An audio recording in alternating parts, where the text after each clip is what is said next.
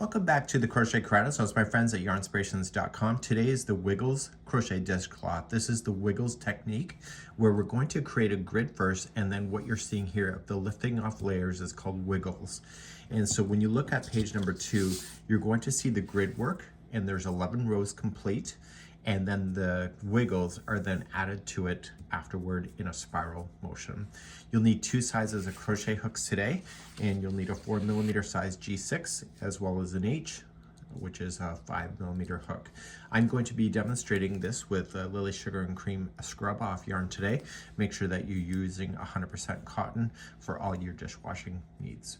Without further ado, we're going to get right started, and we're going to use with the larger hook making that, and we'll be starting this in just a moment.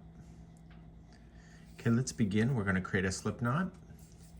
Use your 5mm size H crochet hook and begin and chain 25. So 1, 2, 3, 4, and 5, and go all the way to 25 and meet me back here in just a moment. Let's begin the first row, which will get us nice and set up for this, and we're going to go 5th chain from the hook. So let's count it back. So 1, 2, 3, 4, 5, and go right to the very end here of the 5th one, and I want you to half double crochet. So what we just did by doing that is that we created the half double crochet that is in the end, plus there's a chain 1 space there. We're now going to chain 1, and we're going to skip 1 chain, skip 1, and then half double crochet in the next. And you're going to do this all the way down your chain. So then chain 1, skip the next, and half double crochet in the next one after that. Please do this all the way across, and this is the first row. I'm coming across, I just half double crocheted at chain 1, skip the next one, and I'm going to half double crochet into the last. And that will complete row number 1. So you'll have what appears to be like a picket fence concept going on. Turn your work and let's do row number 2.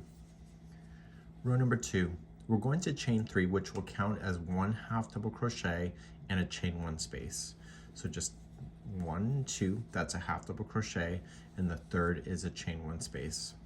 Jump right into the next half double crochet that you see, so you're going to skip over, and you're just going to half double crochet into that one. You're creating a grid, so the stitches have to match each other to create this grid. Chain 1, skip the next space, and go right into the next half double crochet. And you're going to do this all the way across on row number 2 here. So just skip the next space and go right into the half double crochet. Please do this across then for row number 2. I've just chained 1, and I'm half double crocheting into the next, and then you have that turn right here. So just chain 1, and then you're going to skip the next chain 1 space and half double crochet into this chain right here. And that's your edge. So you got to make sure that you don't create any extra grids that you see. So you can see that now there's 2 rows completed. You need 11 of those. So turn your work again and just continue to do what you know. So you're going to chain 3. That's your first half double crochet and a chain 1 space. Jump right to your next half double crochet, and then chain 1, and keep on doing that. So what I need you to do is go back and forth on the rows until you get a total count of 11 rows that you can count, and then we're going to pick you up at that point and continue along. Because I am using the scrubby, when I come back, you're going to see that the yarn has changed its texture a few times, and I'll be right back in a moment. A few minutes ago I left you, and I got my 11 rows done. I should be able to count them, which I can, and then I'm going to fasten off here. So I'm going to weave in my tail ends later, and this will be a great way to start. So what I want to do is that I want to locate where I need to start in the center so I can do my wiggles around. Let's grab our diagram and take a look. So the diagram says that we're starting at this red arrow, which is the 6th box in, so 1, 2, 3, 4, 5, 6, and it's also from the center of 1, 2, 3, 4, 5, 6. So it's right directly in the center, and what I want to do is that I want to match that arrow to the project itself. So what I'm going to do is that I'm going to turn it sideways. okay, because I crochet in this direction.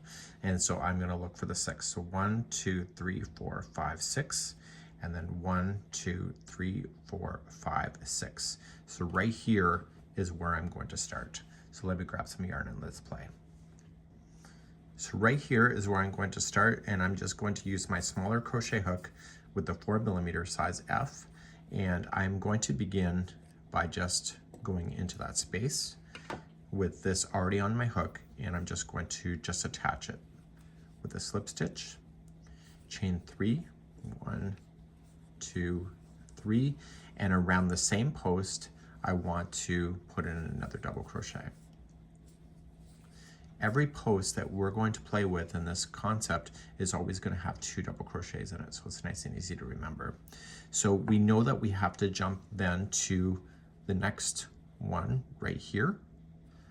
Okay, so we need to go around as a square and just get the next framework that is right below it, and we're going to put in 2 double crochet there. We just got to get ourselves established, and then you can pretty much pound this out. And now we're going to turn again and come up the other side. So just think of it like graph paper.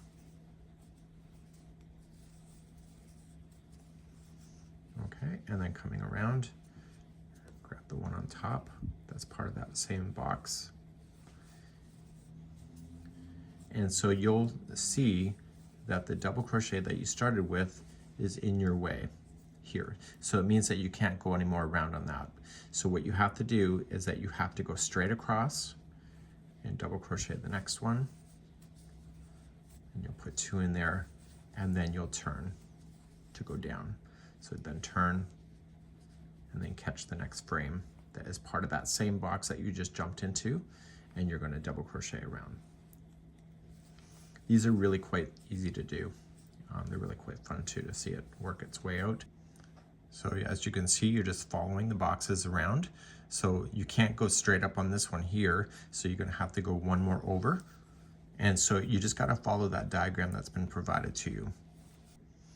So now you're here, and so you're just going to spiral, continuing around and just capturing it, and just keep going around and around and around.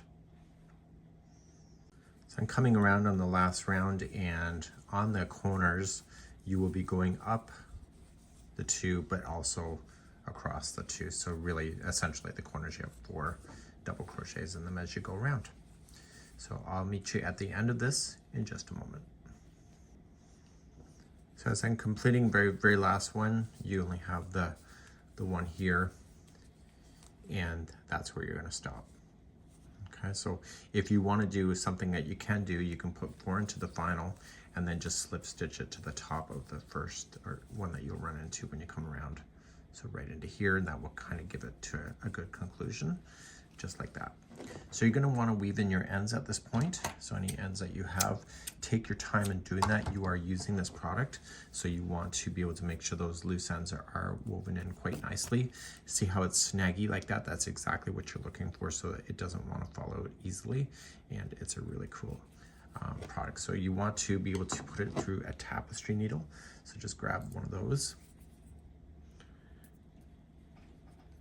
and just pull it through, and you're going to weave it in. So you can see the front side of this, you see all the layers, so you can just come into the back side and just weave it through.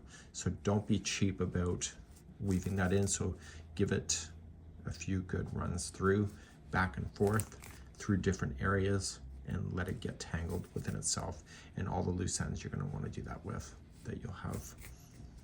Okay, and then you can just safely cut that down and be done with it, and weave in all your ends, and voila, you would have your Wiggles dishcloth. That is pretty cool. And that's it for today. We hope you have a great day. Bye-bye.